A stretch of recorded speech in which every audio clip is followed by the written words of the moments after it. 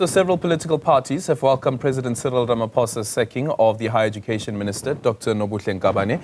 Buti Manamela, who was serving as one of two deputies, has been named as her replacement. Nkabane was embroiled in controversy surrounding the appointment of SETA board chairpersons, some of whom were politically connected. Let's now get some reaction from the Higher Education Portfolio Committee Chairperson, Tebogo Letsie. Tebogo, very good morning to you. Thank you so much for making time for us this morning. Your reaction as the Portfolio Committee on how the President has dealt with this matter, and for some at least, it's some sense of finality, but it has been going on now for past couple of weeks. Good morning to yourself, Adrian. Good morning to the viewers of Newzroom Afrika. Thanks for having us. I think, firstly, we must congratulate Mr. Buti Manamela for being appointed as the minister. We believe that his wealth of experience will come in very handy in stabilizing the sector. Wish Dr. Nkabane well in her endeavors. Thank her for the work that she did for the 1 year that she was in the sector. And I think we must appreciate that the President did take his time, he has applied his mind, and we believe that he has made a correct decision given the matters that we as the Portfolio Committee were seized with when it came to the board chairperson appointments and the panel that the minister would have said existed with contradicting messages between the minister and some of the panelists. Yeah. I understand that today as well, there was supposed to be the Portfolio Committee sitting, and the minister was expected to appear before the portfolio today as well on the issues that would have been raised last week already, where she didn't appear. What happens now going forward? Yeah, the meeting continues today.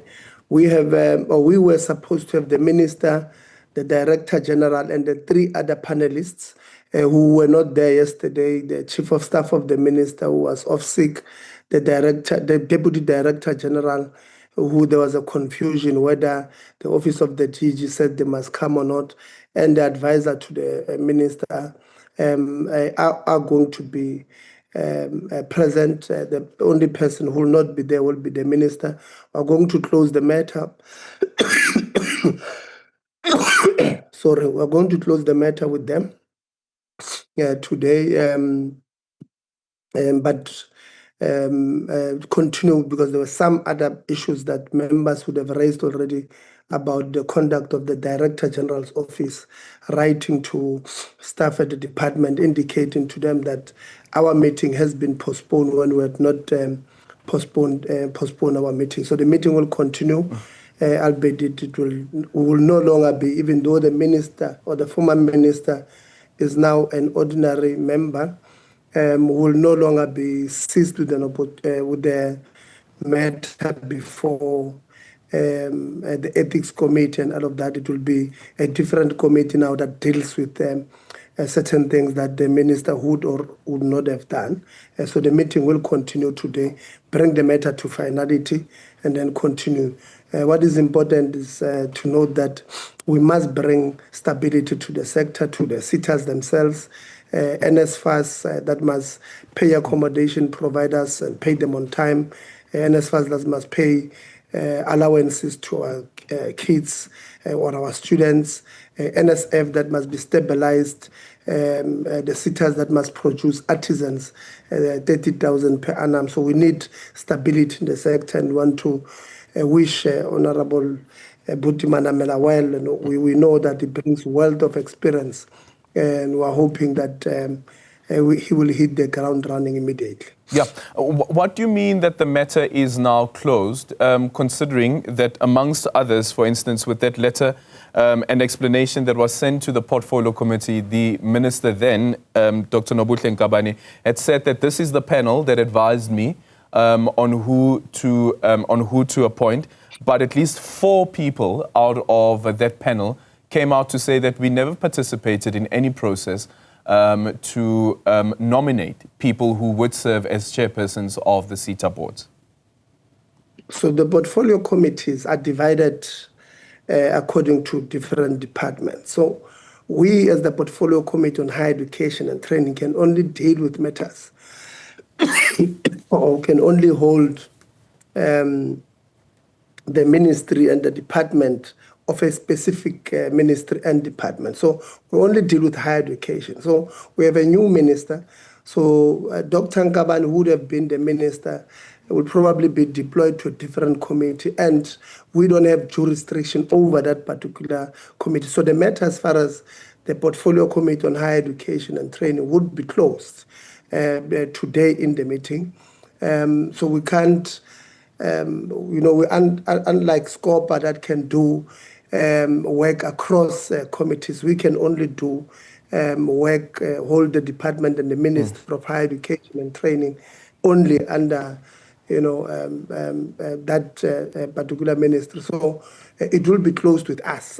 If there are other committees, like I said earlier on, probably the Ethics Committee will continue. We don't know. You'll remember that the DA had opened an Ethics Committee with a case with the Ethics Committee. That will probably continue. But as far as the Portfolio Committee on Higher Education and Training is concerned, our matter will end here because the person who had appointed this panel and the panelists were saying she may have misled or lied to Parliament, is no longer the Minister of Higher Education and Training, and therefore we can't continue with the matter ourselves. Yeah, but will there be a report then from the Portfolio Committee about this issue that would then go to the Ethics Committee? Or is this like, it's done, even with the letters that were sent to the Portfolio Committee by these individual panelists who said that they weren't part of the panel that was appointed? So the letters, I explained last week Friday that the letters that were sent needed to be read into the record, and that is why last week we only had two members, Advocate Terry Motau and Mabuza Ngubane, reading their letters into the record, members asking them questions of clarity here and there. Even with those, we still needed to give the minister a right to reply. There's a principle in law that's called aldi alteram pater. In order for us to make an informed decision without prejudice, we still needed to have the minister to give her a chance to respond on all of those issues. So we can't then send a report anywhere, even if it will have been a report to Parliament.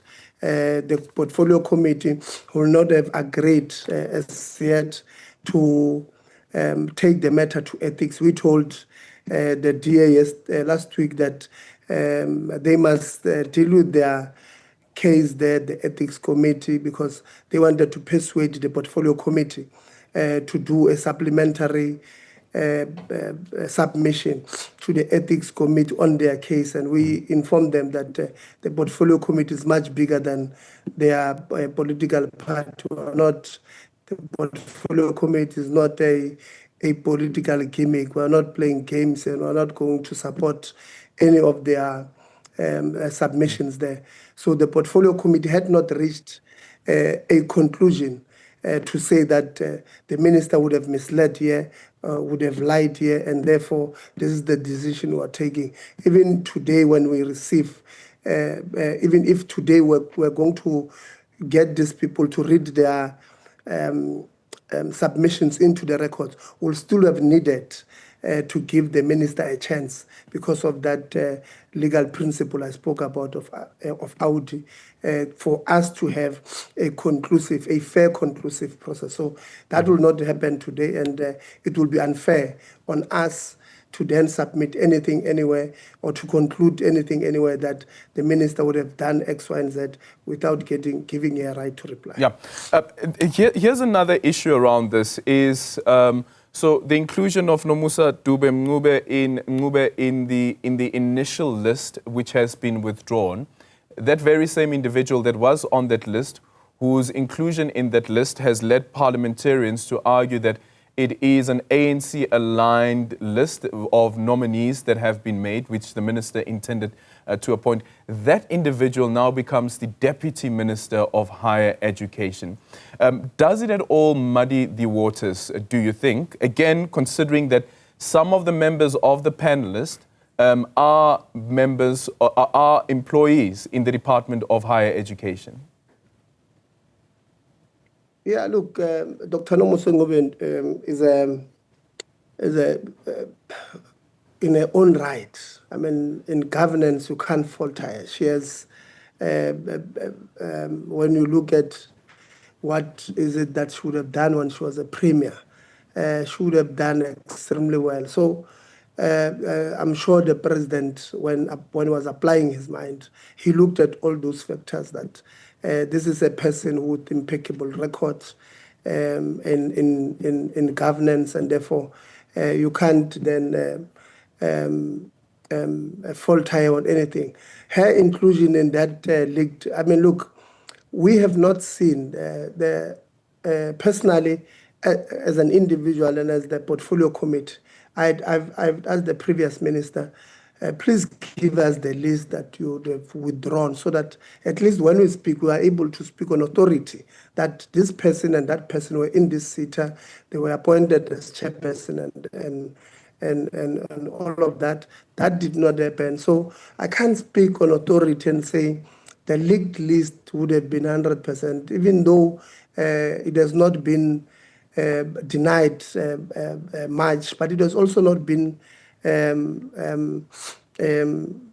confirmed to have been existence as it was. You know, with the leaks, we had asked, we had begged the department to help us, give us the real full list, so that we can, when we speak on it with authority. And I want to maybe close, Aldrin, by saying,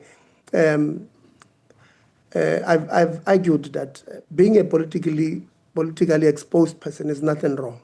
If that is not being used to advance your cause. But from what we are hearing on all of these things, is that being politically exposed must be used against you, but you can use that to your advantage. I think that is wrong, even though I don't believe that you, as my friend Aldrin, you must not get opportunities to be an anchor just because you are politically exposed to myself. I still don't believe that we're treating the matter of politically exposed people correctly. There are certain people here who are running the narrative that if you are politically exposed to the ANC, then you are not supposed to get opportunities. But if you are politically exposed to any other party, then you must be given opportunities. I don't think that is right, and I think we must have a proper discussion about this particular issue, because if left unattended, is likely to cause us problems moving forward. Yeah, I think people who are debating the awarding of the National Lotteries license would disagree with you. But thank you so much for making time for us. Tebogo Letsie is the Higher Education Portfolio Committee Chairperson there.